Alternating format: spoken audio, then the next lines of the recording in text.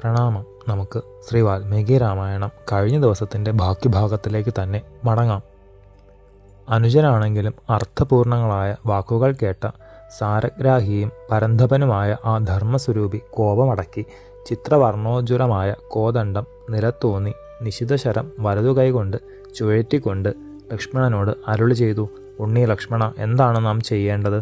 എങ്ങോട്ടാണ് പോകേണ്ടത്? സീതയെ കണ്ടെത്താനുള്ള മാർഗമെന്തെന്ന് നീ ആലോചിക്കൂ. അത്രയധികം വ്യസനാതുരനായ ശ്രീരാമചന്ദ്രനോട് അനുജൻ ഉത്തരമോദി. ദേവ, ഈ ജനസ്ഥാനത്തിലെല്ലാം അവിടുന്ന് തൃക്കൺ പാർക്കണം. നിഴൽ പോലെ അടിയനും ഉണ്ട്. അനേകം ഘോര രാക്ഷസന്മാർ പാർക്കുന്ന ഈ പ്രദേശത്തിൽ നാനാതരത്തിലുള്ള വൃക്ഷങ്ങളും ലതകളും നിറഞ്ഞ സ്ഥലങ്ങൾ കാണാം. കൽപ്പിളർപ്പുകൾ, ഗുഹകൾ, അദ്രിദുർഗങ്ങൾ, അനേക വിധത്തിലുള്ള മൃഗവാസ പ്രദേശങ്ങൾ, ഘോരങ്ങളായ ബിലങ്ങൾ, കിന്നര സംഘങ്ങൾ അധിവസിക്കുന്ന സ്ഥലങ്ങൾ, ഗന്ധർവ ഭവനങ്ങൾ, ഇവയിലെല്ലാം അതിശ്രദ്ധയോടെ നമുക്ക് അന്വേഷിക്കാം. അവിടുത്തെ പോലെയുള്ള പുരുഷോത്തമന്മാരുടെ ഹൃദയം ചലിക്കുകയോ കൊടുങ്കാറ്റുണ്ടായാലും മാമല ഇളകുകയോ? ശ്രീരാമചന്ദ്രൻ ലക്ഷ്മണന്റെ വാക്കുകൾ അനുസരിച്ചു. അനുജനും ഒന്നിച്ച് കൊടുംകാട്ടിൽ ദേവിയെ അന്വേഷിച്ച് നടന്നു. പെട്ടെന്ന് കോപാകുലനായ ദാശരഥി അസ്ത്രം ഞാണിൽ ചേർത്തു. പർവ്വത ശിഖരം പോലെ ജടായു ചോര വാർന്നൊലിച്ച് ഭൂമിയിൽ കിടക്കുന്നു.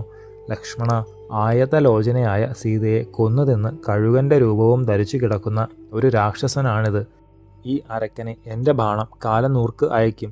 ലക്ഷ്മണനോട് ഇത്രയും പറഞ്ഞ് ദ്വേഷത്തോടെ തൃപ്പാദം ഒന്ന് അമർത്തി ചവിട്ടിയപ്പോൾ ആഴിവരെയുള്ള സ്ഥലത്തിൽ ഒന്ന് അലിഞ്ഞതായി തോന്നി. പതന്ന രക്തം ഛർദ്ദിച്ച് ദീനദീനമായ സ്വരത്തിൽ ഗൃധ്രരാജൻ പറഞ്ഞു. ആയുഷ്മാനായ അവിടുന്ന് മരുന്നുപോലെ ഈ വൻകാട്ടിൽ തേടുന്ന സീതയെയും വൃദ്ധനായ എൻ്റെ പ്രാണനെയും രാവണൻ കട്ടുകൊണ്ടുപോയി. അവിടുന്ന് ലക്ഷ്മണകുമാരനും വേർപിരിഞ്ഞപ്പോൾ കരുത്തനായ രാവണൻ വന്ന് ദേവിയെ കൊണ്ടുപോകുന്നത് ഞാൻ കണ്ടു. സീതയെ രക്ഷിക്കുവാൻ ഞാൻ അടുത്തു. കടുത്ത യുദ്ധത്തിൽ ലങ്കേശ്വരൻ്റെ തേര് ഞാൻ ഉടച്ചു. ഈ കിടക്കുന്നത് അവൻ്റെ സാരഥിയാണ്. എൻ്റെ ചിറകടി കൊണ്ട് ഇവൻ മരിച്ചു. ദശഗ്രീവൻ്റെ മുറിഞ്ഞ വില്ലാണിത്. ഈ കാണുന്നത് ചിന്നിച്ചിതറിയ പോർച്ചട്ട.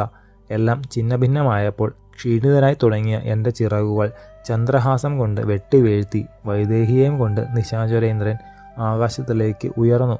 പ്രഭോ, രാക്ഷസരാജൻ എന്നെ കൊന്നു കഴിഞ്ഞിരിക്കുന്നു. ഇനി അവിടുന്ന് വേറെ നിഗ്രഹിക്കേണ്ട. സീതാദേവിയെ പറ്റിയുള്ള വർത്തമാനം ജടായു പറഞ്ഞതു കേട്ട ശ്രീരാമനെ ദുഃഖം ഇരട്ടിച്ചു.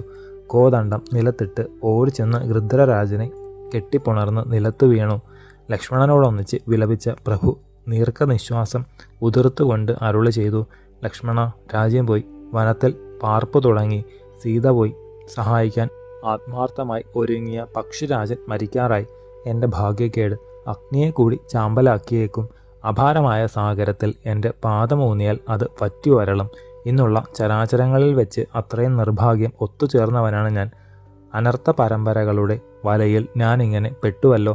അനുജ ലക്ഷ്മണ, നോക്കൂ, നമ്മുടെ പിതാവിൻ്റെ ഉത്തമ സുഹൃത്ത് ഈ ജടായു എൻ്റെ ഭാഗ്യഹാനിയാൽ മാത്രം ഹതനായി. പിതൃസ്നേഹത്തെ കൂടി വ്യക്തമാക്കുന്ന മട്ടിൽ തൃക്കരങ്ങൾ കൊണ്ട് തലോടി രക്തത്തിൽ കുളിച്ചു കിടക്കുന്ന പക്ഷീന്ദ്രനോട് എൻ്റെ ജീവൻ്റെ ജീവനായ സീതയെവിടെ? ഇത് ചോദിച്ചപ്പോഴേക്കും രഘുപതി വീണ്ടും ഭൂമിയിൽ പതിച്ചു. അതിക്രൂരനായ രാക്ഷസേശ്വരൻ വീഴ്ത്തിയ സുഹൃത്ത് വര്യൻ ജടായുവിനെ സകരുണം വീക്ഷിച്ച് ശ്രീരാഘവൻ തുടർന്നു. ലക്ഷ്മണ, എനിക്ക് വേണ്ടി യത്നിച്ചപ്പോൾ ഈ പക്ഷീന്ദ്രൻ അനർഘമായ സ്വന്തം ജീവനെ അരക്കൻ്റെ ഖഡ്ഗത്തിന് സമർപ്പിച്ചു. കുമാര, നോക്കൂ, ചെറിയൊരു മിടിപ്പ് മാത്രമാണ് ഈ ദേഹത്തിൽ ഉള്ളത്. ഒച്ച അടഞ്ഞിരിക്കുന്നു, പക്ഷേ നേരെ നോക്കുന്നുണ്ട്. ഗൃധ്രരാജനായ ജടായു, സംസാരിപ്പാൻ ശക്തിയുണ്ടെങ്കിൽ സീതയുടെ വർത്തമാനങ്ങൾ വിശദമായി വീണ്ടും പറയൂ. അങ്ങേക്ക് മംഗളം ഭവിക്കും. അങ്ങയുടെ പരാജയം വ്യക്തമാക്കൂ. രാവണൻ സീതയെ അപഹരിക്കുവാൻ കാരണമെന്ത്? ഞാൻ അസുര ചക്രവർത്തിക്ക് ചെയ്ത തെറ്റ് എന്താണ്? എന്തിനാണവൻ ദേവിയെ കട്ടത്? പൂർണ്ണചന്ദ്രസുന്ദരമായ ആ മുഖം അപ്പോൾ എങ്ങനെയായിരുന്നു? മനോമോഹിനിയായ അവൾ എന്തെല്ലാമാണ് പറഞ്ഞത്? ആ നക്തഞ്ചരൻ്റെ ആകൃതി എങ്ങനെ? ധൈര്യവും ശക്തിയും എത്രമാത്രമാണ്? ആ അസുരൻ ചെയ്തത് എന്തെല്ലാം? സ്നേഹസ്വരൂപിയായ ജടായു, അവൻ്റെ വാസസ്ഥാനം എവിടെയാണ്? എല്ലാം വ്യക്തമായി പറയണേ. ഒരു അനാഥനെ പോലെ ഇപ്രകാരം വിലപിക്കുന്ന മഹാപ്രഭുവിനെ നോക്കിക്കൊണ്ട് നേർത്തു വരുന്ന ശബ്ദത്തോടെ ജടായു ആർത്തനായി പറഞ്ഞു. പ്രഭോ, രാക്ഷസരാജാവായ രാവണൻ അവശനായ എൻ്റെ ചിറകു വെട്ടിയിട്ട് സീതയെയും കൊണ്ട് ആകാശത്തിലേക്ക് ഉയർന്നു.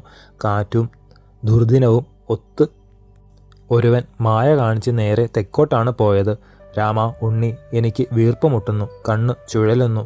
രാമച്ച മുടിയോടുകൂടിയ സ്വർണവൃക്ഷങ്ങൾ എൻ്റെ കൺമുന്നിൽ കാണുന്നു. ഉണ്ണി രാവണൻ സീതയെ കൊണ്ടുപോയ ആ സമയത്തെപ്പറ്റി ആലോചിച്ചപ്പോൾ പോയ മുതൽ അതിവേഗം ഉടമസ്ഥന് കിട്ടുമെന്നാണ് വ്യക്തമായത്.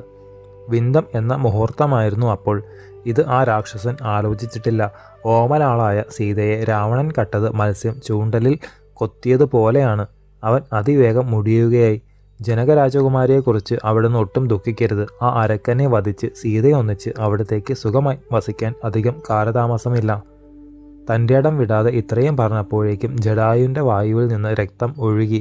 1-2 മാംസഖണ്ഡങ്ങളും. വിശ്രവസിൻ്റെ മകൻ കുബേരൻ്റെ സഹോദരൻ, ഇത്രയും കൂടി ഖഗേന്ദ്രൻ അവസാനമായി പറഞ്ഞു. ശേഷം ചരിതം നമുക്ക് അടുത്ത ഭാഗത്തിലൂടെ കാണാം. ഗുരുപാദങ്ങളിൽ സാഷ്ടാംഗ പ്രണാമത്തോടെ നമസ്കാരം.